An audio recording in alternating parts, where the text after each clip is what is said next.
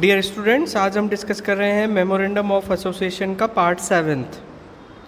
Part 7th में हम discuss करेंगे आज ऑल्टरेशन इन ऑब्जेक्ट्स और ऑब्जेक्ट क्लाउज। इसको डिस्कस करने से पहले आप ये समझिए कि ऑब्जेक्ट क्लाउज में जो हमने उद्देश्य लिखे हैं वो सभी स्टेक होल्डर्स के लिए क्यों इम्पोर्टेंट है। क्योंकि कंपनी के जो उद्देश्य हैं वो उसी के अनुसार ही प्लानिंग करेंगे, उसी के अनुसार अपने बिजनेस ऑपरेशंस को आगे बढ़ाएंगे, उसी के अनुसार वो अपनी जो स्ट्रेटेजिक एक्टिविटीज़ हैं उनको संपन्न करेंगे।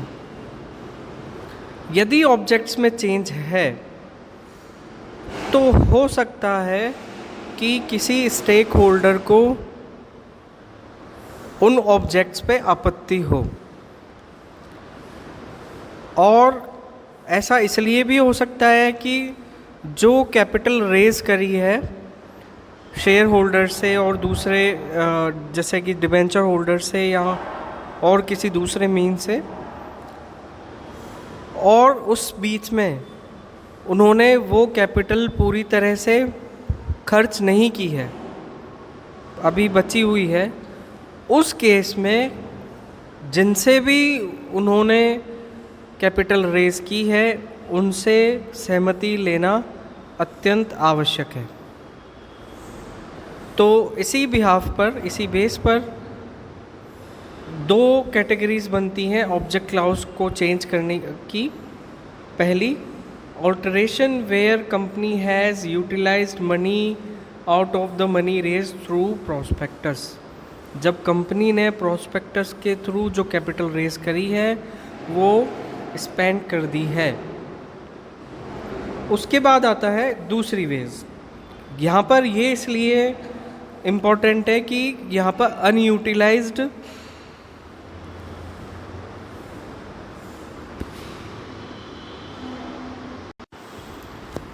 अनयूटिलाइज्ड मनी है।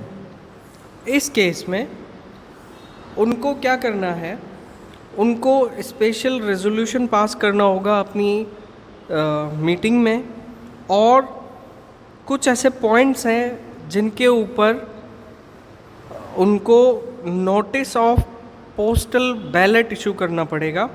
और उस पोस्टल बैलेट में, यानी कि जो डाक मतपत्र है, उसमें क्या क्या चीज़ें शामिल होगी, क्या क्या पर्टिकुलर्स होंगे उनके, उसमें डिटेल्स होंगी टोटल मनी रिसीव्ड की, total money utilised for the objects stated in the prospectus में जो उन्होंने उद्देश्य लिखे थे उनमें कितना मनी यूटिलाइज हुआ, unutilised amount out of the money so raise through prospectus के थ्रू जो भी उन्होंने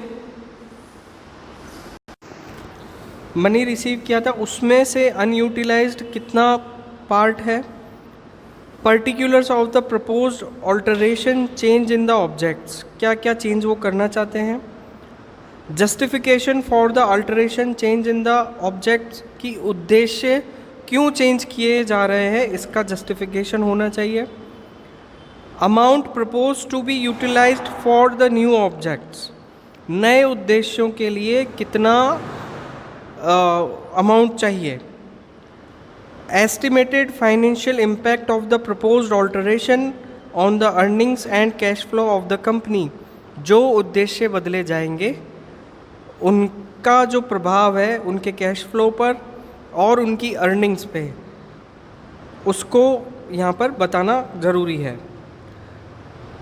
और other relevant information which is necessary for the members to take an inform decision on the proposed resolution, वो सभी सूचनाएं यहाँ पर देनी आवश्यक है जो कि मेंबर्स को पता होनी चाहिए और जो स्पेशल रेजोल्यूशन में बताई गई हैं।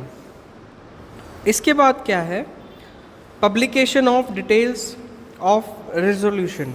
जो रेजोल्यूशन है उसको पब्लिश कराना होगा एक इंग्लिश के न्यूज़पेपर में और एक स्थानीय भाषा के न्यूज़पेपर में उनको बताना होगा, वेबसाइट पे इंफॉर्मेशन डालनी होगी कि इस तरह से पोस्टल बैलेट इशू किए हुए हैं, नोटिस की एक कॉपी रखनी पड़ेगी, और ये subjected to rule INC 32(2) and 32(3). Next है opportunity to exit the dissenting shareholders. ये इम्पोर्टेंट यहाँ पर पॉइंट है, क्योंकि कंपनी अपने उद्देश्यों को बदल रही है, तो जो शेयर होल्डर्स उन नए उद्देश्यों से सहमत नहीं है वो यहाँ पर एक्सिट कर सकते हैं, वो कंपनी छोड़ सकते हैं। क्योंकि जब उन्होंने अपनी पूंजी लगाई थी कंपनी में तब उद्देश्य कुछ और थे, अब क्योंकि ऑब्जेक्ट क्लाउज में चेंज हो रहा है, उद्देश्य बदल रहे हैं, कंपनी हो सकता है अपने ऑपरेशंस का जो लेवल है, जो नेचर है वो चेंज कर रही हो, जिसमें कि उनको पोटेंशियल रिस्क नज़र आ रही हो, तो हो सकता है कि वो कंपनी को एक्सेप्ट कर दें। तो इन पॉइंट्स पर विचार किया जाना चाहिए ऑब्जेक्ट क्लाउज को चेंज करने से पहले, जबकि जो रेज्ड मनी है, जो कैपिटल उन्होंने रेज की थी थ्रू प्रोस्पेक्टस, उसका जो अमाउंट है वो अभी भी अनयूटिलाइज्ड है। नेक्स्ट आता है alteration in any other case. Unutilised money को छोड़कर और दूसरे जो केसेस हैं उनमें ऑब्जेक्ट क्लाउज को चेंज करने के लिए सेक्टोरल रेगुलेटर से अप्रूवल लेना होगा, कि जो सेक्टर रेगुलेटर्स हैं उनको तो कहीं कोई आपत्ति नहीं है।